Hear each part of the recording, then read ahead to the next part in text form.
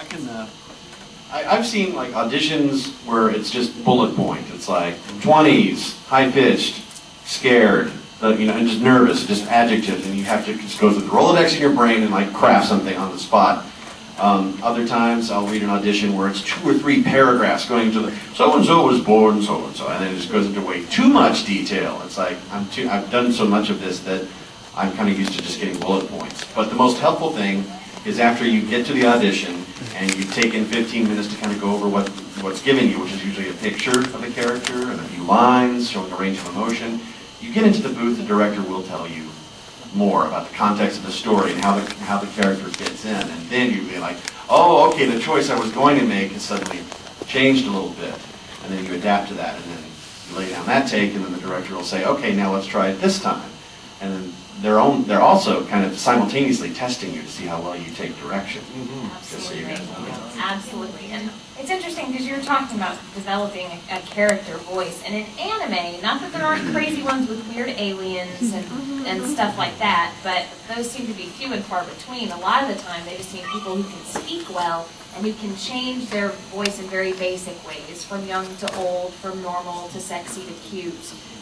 Maybe the guys probably experience more, be more monster-like, more gruff and tough, but it's not like, be this talking frog, be that. Those things occasionally happen, so it's not like going in to make like a Bugs Bunny cartoon. I wouldn't even know where to begin with that. Kyle probably would. I'm sure Kyle would go by then.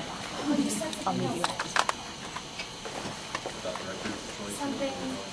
Yeah, you have to be very adaptable as an actor and take a lot of things like improv classes that teach you how to think on your feet, think really fast, take small information that's given to you and make something out of it in 0 time. Because like Kyle said, you could get there at 30 minutes early and sit there and you know everything you're going to do for each part. And then when you get in there, you may do that for the director and they'll say, okay, yeah, great. Now can you do this?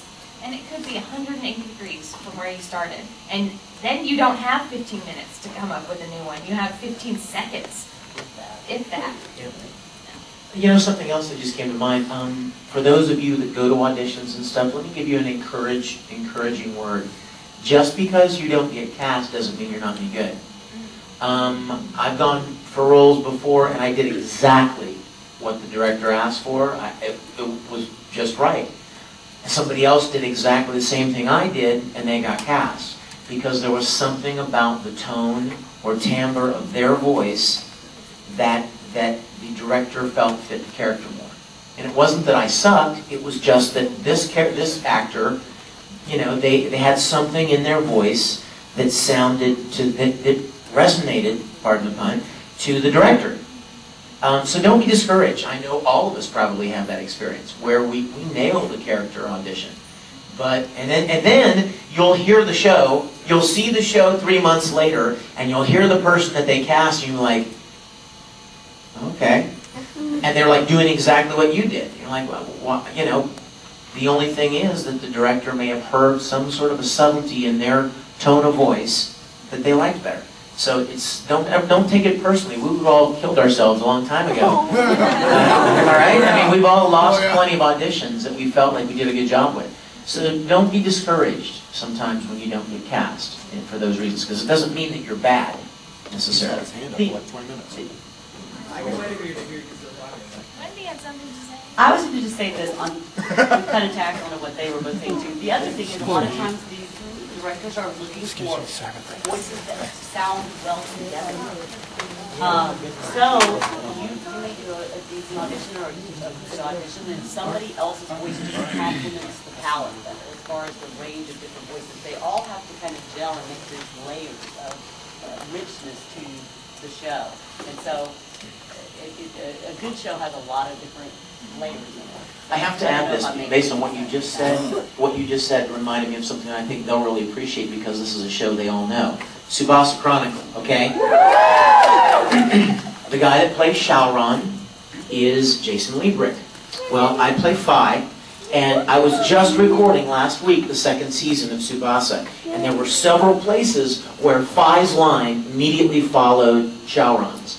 And I did the line, and we played it back, and I sounded just like Shaoran. I mean, the tone, The tone and the timbre of our voice at that moment saying those words, where he ended and where I started, were so close that I had to do it again. And I had to change the read. And I had to change the pitch a little bit. And you know what I mean? And twist the line a little bit so that it didn't sound so close to the thing you just heard Shaoran say.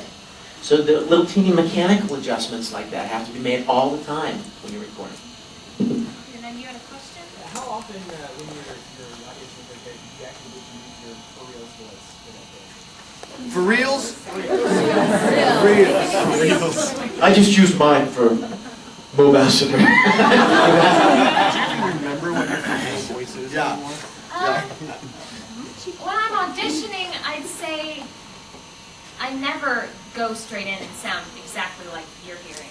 I do something, some little thing. If it's a pitch adjustment, higher or lower, or breathier or scratchier, I do at least something. Because around Funimation, we all know each other. And I would like to at least do something, like here's what I came up with. And then I know that the director may say, that's cool, do it in your normal voice. And then they'll ask me to if that's what they want. Because they already know in their head what I sound like just talking. They don't need a recording of that. They could sit there later and listen to my audition, Wendy's audition, Kyle's audition, and we all did some weird thing that they could just decide based on memory. I do want to use Wendy and Kyle, but they just need to come in and talk like normal people. So it's like, might as well show them, here's what I can do. Oftentimes I do get cast, and it seems very close to my natural speaking voice once you get going.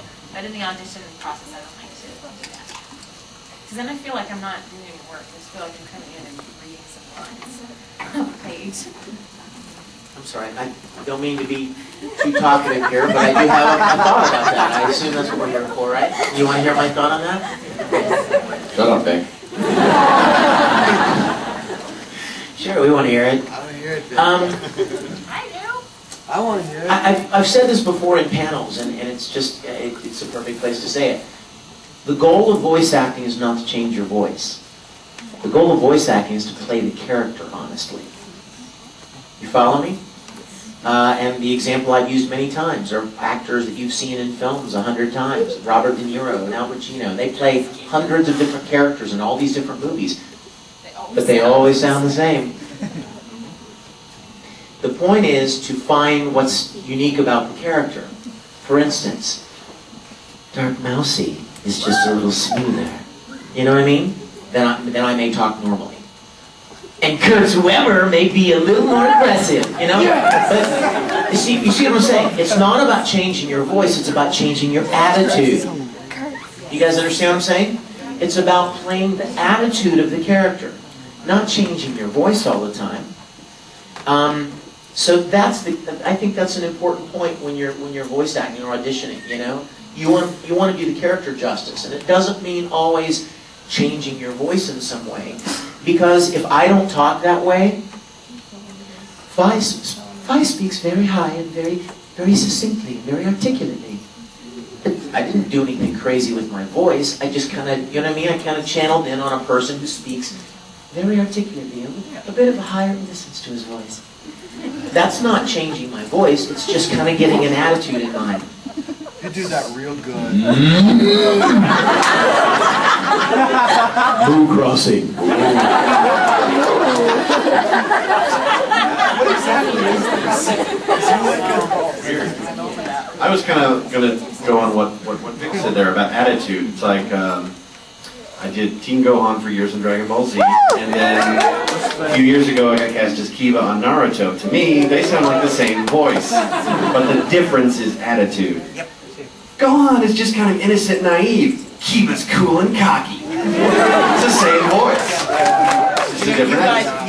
You guys could go to DVDs we've all done, and you could pull one line from 15 different characters and string them together, and it's all the same person. That is, if you pull the line out of context and just listen to the actual tone quality and sound. But when you put it back in context and you watch the whole character develop, it's a very different character.